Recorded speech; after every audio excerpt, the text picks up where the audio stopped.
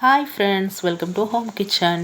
இன்றைக்கி நம்ம என்ன ரெசிபி ஷேர் பண்ண போகிறோம் அப்படின்னா, ஒரு ஸ்வீட் ரெசிபி தான் ஷேர் பண்ண போகிறோம்.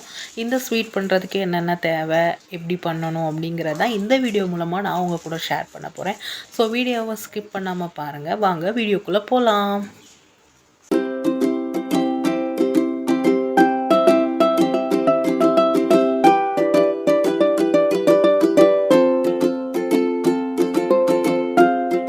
இந்த ரெசிபி பண்ணுறதுக்கு நம்ம ஓவர் நைட் இந்த பாதாம் பருப்பு இருக்குது இல்லையா, இதை நல்லா நம்ம நார்மல் வாட்டரில் ஊற போட்டுக்கிட்டோம். ஊற போட்டுட்டு மறுநாள் காலையில் நம்ம எடுத்தோம் அப்படின்னா, இந்த தோலை எப்படி நம்ம கை வச்சு எடுத்தாலே ஈஸியாக ரிமூவ் ஆகிரும். இந்த தோலெல்லாம் எடுத்துகிட்டு தான் நம்ம வந்து ஸ்வீட் பண்ண போகிறோம். ஸோ இந்த மாதிரி நம்ம தோலை எடுத்து வச்சுக்கலாம். மொத்தமாக நான் எடுத்துகிட்டு உங்களுக்கு நீ எப்படி ஸ்வீட் பண்ணுறதுன்னு காட்டுறேன். இப்போ நம்ம வந்து எல்லா பாதாம் பருப்புலையும் தோல் ரிமூவ் பண்ணியாச்சு. இப்போ அந்த ஸ்வீட் பண்ணுறதுக்கு என்னென்ன பொருள்லாம் தேவை அப்படிங்கிறத நான் உங்கள்கிட்ட காட்டுறேன்.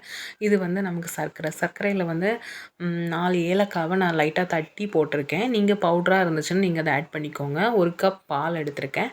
இது என்னதுன்னு பார்த்தீங்கன்னா எல்லோ ஃபுட் கலர். இது ஆப்ஷனல் தான். இதுக்கு பதிலாக நீங்கள் குங்குமப்பூ ஆட் பண்ணிக்கோங்க. தென் லாஸ்ட்டாக கீ எதுக்கு அப்படின்னா, கீ வந்து ஃப்ளேவர் நிறைய வேணும் அப்படின்னா நீங்கள் பவுலில் எடுத்து வச்சுக்கோங்க. எனக்கு கம்மியாக போதும். இது பட்டர் ஷீட் எதுக்கு நான் காட்டுறேன் அப்படின்னா, இது லாஸ்ட்டு நீங்கள் பார்ப்பீங்க.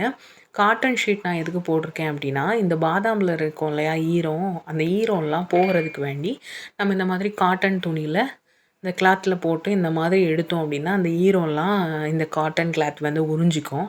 ஸோ அதுக்கு வேண்டி தான் நான் இந்த மாதிரி பண்ணுறேன். இப்போ நம்ம அடுப்பில் ஒரு அடிக்கனமான பாத்திரம் வச்சுக்கிட்டு, நான் எப்போவுமே ஸ்வீட் பண்ணுறதுக்கு இந்த இரும்பு சட்டி தான் எடுத்து வச்சுருப்பேன். ஸோ நீங்கள் உங்கள் வீட்டில் இருக்கிற அடிக்கனமான பாத்திரம் எடுத்துக்கோங்க. அதில் நம்ம தோல் உரித்து வச்சுருந்தோம் இல்லையா பாதாம் பருப்பு, அதை ஆட் பண்ணிக்கோங்க. அதை ஆட் பண்ணி சிம்மிலே வச்சுட்டு இந்த மாதிரி லைட்டாக வறுத்து எடுத்துக்கோங்க. ஏன்னா நமக்கு வந்து அந்த ஈரத்தன்மை போகணும் அப்படிங்கிறதுனால நம்ம வந்து லைட்டாக வறுத்து எடுத்துக்கலாம். இப்படி வறுத்து எடுத்துக்கோங்க. கலர் சேஞ்ச் ஆகிடக்கூடாது. இந்த ஒயிட்லேயே இருக்கணும் லாஸ்ட்டு வரைக்கும். இது வறுந்துடுச்சு அப்படின்ட்டா இந்த மாதிரி நம்ம உடச்சி பார்த்தோம் அப்படின்னா சவுண்டு வரும்.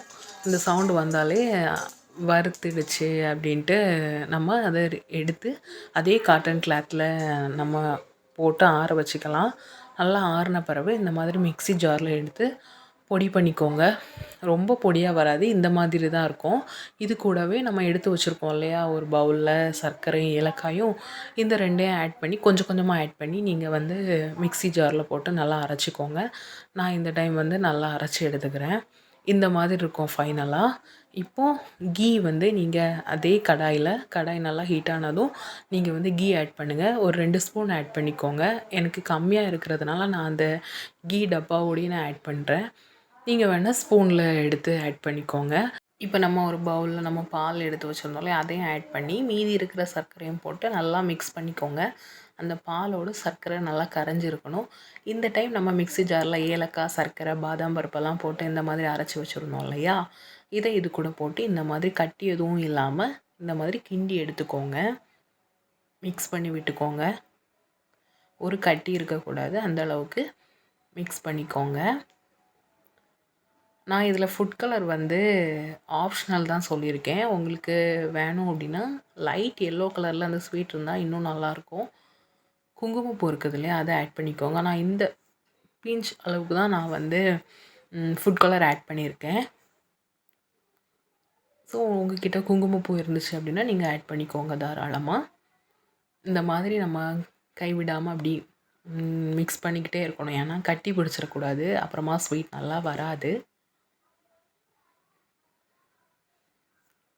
வீட்டில் பாதாம் பருப்பு இருந்து அது காலி ஆகலை அப்படின்னா இந்த மாதிரி ஸ்வீட் நீங்கள் பண்ணி கொடுத்தீங்க அப்படின்னா எல்லாருமே விரும்பி சாப்பிடுவாங்க. பாதாம் பருப்பும் நமக்கு காலியானது மாதிரி ஆயிரும். ஸோ அடிக்கடி பாதாம் பருப்பு நிறைய எடுக்கணும், அந்த சர்க்கரை நிறைய எடுக்கணும்னு இல்லை. எப்போவாவது நமக்கு ஸ்வீட் சாப்பிட்ணுன்ட்டு டெம்ட் ஆகும் இல்லையா, அப்போ இந்த மாதிரி ரெசிபீஸ் நம்ம வீட்டிலே பண்ணி சாப்பிட்டோம் அப்படின்னா ஹெல்த்தி தானே. ஸோ கண்டிப்பாக அந்த டிஷ் ட்ரை பண்ணி பாருங்கள். இது சிம்மிலே வச்சு பண்ணுங்கள். இப்போ ஒரு பிஞ்ச் அளவுக்கு நான் சால்ட் சேர்த்துருக்கேன். நான் எந்த ஸ்வீட் பண்ணாலுமே ஒரு பிஞ்ச் அளவு நான் சால்ட்டு ஆட் பண்ணுவேன். ஏன்னா அப்போ தான் ஸ்வீட்டோட தன்மை வந்து ஈக்குவலாக இருக்கும். ஸோ நீங்கள் கொஞ்சமாக சால்ட் ஆட் பண்ணிக்கோங்க. இந்த ஒரு 5 நிமிஷம் ஹை ஃப்ளேமில் வச்சு கைவிடாமல் இந்த மாதிரி மிக்ஸ் பண்ணிகிட்டே இருங்க. அப்புறமா சிம்மில் எடுத்து வச்சுக்கோங்க. அப்போ தான் ஸ்வீட் வந்து அடி பிடிக்கக்கூடாது. நம்ம சேனலை மறக்காமல் சப்ஸ்கிரைப் பண்ணி பக்கத்தில் இருக்கிற பெல் ஐக்கான் கிளிக் பண்ணிக்கோங்க. அப்போ தான் நம்ம டெய்லி போடுற வீடியோஸ் வந்து உங்களுக்கு நோட்டிஃபிகேஷனாக வரும். நமக்கு இதுக்கு முன்னாடி போட்ட வீடியோஸ் ஏதாவது நம்ம சேனலில் நீங்கள் பார்க்கணும், ஸ்வீட் ரெசிபீஸ் பார்க்கணும் அப்படின்னா நம்மளோட சேனலை செக் பண்ணிக்கோங்க. அதில் வீடியோஸில் நம்ம ரெசிபீஸ் எல்லாம் போட்டுட்ருக்கோம். இப்போது இந்த மாதிரி நல்லா கிண்டி எடுத்துக்கோங்க. கைவிடாமல் கிண்டுங்க. ஏன்னா கட்டி பிடிச்சிடக்கூடாது இல்லையா? அடிக்கனமான பாத்திரம்னா நமக்கு ப்ராப்ளம் இல்லை.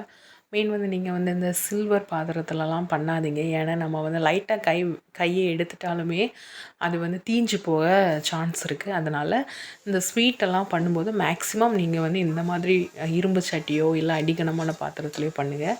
இப்படி நம்ம கிண்டிகிட்டு இருக்கும்போதே இதுக்கு இடையில நம்ம வந்து ஒவ்வொரு ஸ்பூன் கீ ஆட் பண்ணி இந்த மாதிரி கிண்டிக்கிட்டே இருக்கணும். ஸோ இந்த மாதிரி கிண்ட நமக்கு இந்த பபுள்ஸ் எல்லாம் வந்து அழகாக சுருண்டு வரும். இந்த ரெசிபிக்கு வந்து நமக்கு கீ தனியாக பிரிஞ்சு வரணும் அப்படின்னெல்லாம் இல்லை. ஏன்னா நம்ம எல்லாம் நல்லா அந்த ஸ்வீட் செட்டான பிறகு நமக்கு சாப்பிடும்போதே அவ்வளோ சாஃப்டாக இருக்கும். நான் அதை உங்களுக்கு காட்டுறேன் இந்த வீடியோவோட எண்டில். இந்த மாதிரி கிண்டிக்கோங்க. இப்போது நான் ஒரு ஸ்பூன் அளவுக்கு நான் வந்து கீ ஆட் பண்ணியிருக்கிறேன்.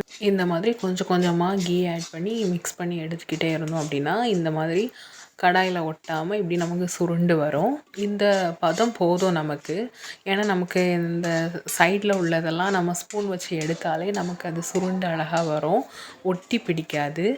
இந்த மாதிரி பதம் இருந்தாலே நமக்கு வந்து அல்வா ரெடி ஆயிடுச்சுன்னு தான் அர்த்தம். இதுக்கு வந்து கீ தனியாக பிரிஞ்சு வரணும் அப்படின்லாம் இல்லை. வீடியோட ஸ்டார்டிங்கில் வந்து நான் அந்த பட்டர் ஷீட் நான் காட்டியிருப்பேன் உங்களுக்கு. இதை இந்த மாதிரி ஷேஃபில் கட் பண்ணிக்கோங்க. கட் பண்ணி நம்மளோட கையில் கொஞ்சமாக கீ அப்ளை பண்ணி இந்த பேப்பரில் ஃபுல்லாக ஸ்ப்ரெட் பண்ணிக்கோங்க. ஸ்ப்ரெட் பண்ணிவிட்டு பேப்பரோட சென்டரில் நம்ம பண்ணி வச்சுருக்க ஸ்வீட்டை எடுத்து வைங்க. இந்த மாதிரி வச்சுக்கோங்க. லைட்டாக சூடாக இருக்கும்போதே இந்த மாதிரி எடுத்து வச்சுக்கோங்க. எடுத்து வச்சுட்டு அந்த பேப்பரை இப்படி மடிச்சுக்கோங்க. Sweet ready. இப்போது மறுபடியும் நான் பண்ணி காட்டுறேன். ஸ்வீட்டை நடுவில் வச்சுட்டு இந்த மாதிரி இப்படி ஒரு மடிப்பு, இந்த மாதிரி ஒரு மடிப்பு முடிச்சு அவ்வளோதாங்க. ஈஸியாக ரெடி ஆகிடுச்சு.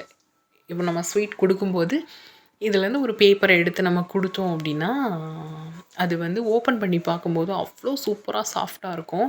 நான் எல்லாத்தையுமே மடித்து வச்சுட்டேன். ஃபைனலாக இப்போ நான் ஓப்பன் பண்ணி காட்டுறேன் உங்களுக்கு ஸ்வீட் எப்படி வந்திருக்கு அப்படின்ட்டு. நம்ம மடித்து வச்சதுலேருந்து ஒரு பேப்பர் எடுத்துக்கலாம். பார்த்திங்களா, நம்ம மடித்து வச்ச சேஃப்லேயே கரெக்டாக அந்த கீ எல்லாம் மேலே அழகாக அப்ளை ஆகி இந்த மாதிரி சாஃப்டாக இருக்கும். சாப்பிட்றதுக்கும் உண்மையாகவே அவ்வளோ டேஸ்ட்டாக இருந்துச்சு. கண்டிப்பாக அந்த டிஷ்ஷை ட்ரை பண்ணி பாருங்கள். நான் மட்டுமே சொன்னால் நல்லா இருக்காது இல்லையா? நீங்களும் ட்ரை பண்ணி பார்த்து டேஸ்ட் எப்படி இருக்குன்னு எனக்கு கமெண்ட் பண்ணுங்கள். நம்ம சேனலை சப்ஸ்கிரைப் பண்ண மறந்துடாதீங்க. பக்கத்தில் இருக்கிற பெல் ஐக்கான் கிளிக் பண்ணி ஆல் கொடுத்துக்கோங்க. தேங்க்ஸ் ஃபார் வாட்சிங்.